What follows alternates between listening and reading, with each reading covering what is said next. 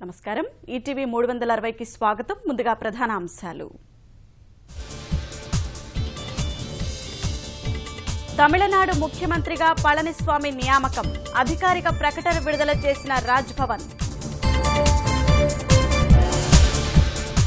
సాయంత్రం 4:30కు పళనిస్వామి ప్రమాణ స్వీకారం బల నిరూపణకు 15 రోజుల అవకాశం ఇచ్చిన గవర్నర్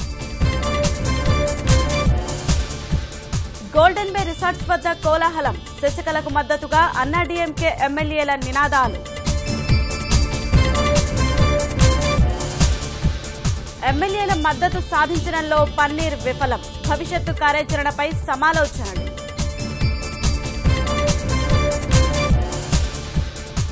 చరిత్రాత్మక ప్రయోగాన్ని రికార్డు చేసిన ఇస్రో ఇగ్నిషన్ నుంచి అంతిమ దశ వరకు దృశ్యరూప నిక్షిప్తం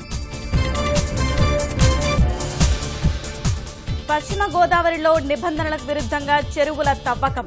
చేపలు రొయ్యల సాగుతో కలుషితమవుతున్న జలం శ్రీనివాస మంగాపురం వెంకటేశ్వరుని బ్రహ్మోత్సవాలు ప్రారంభం కన్నుల పండుగగా ధ్వజారోహణ కార్యక్రమం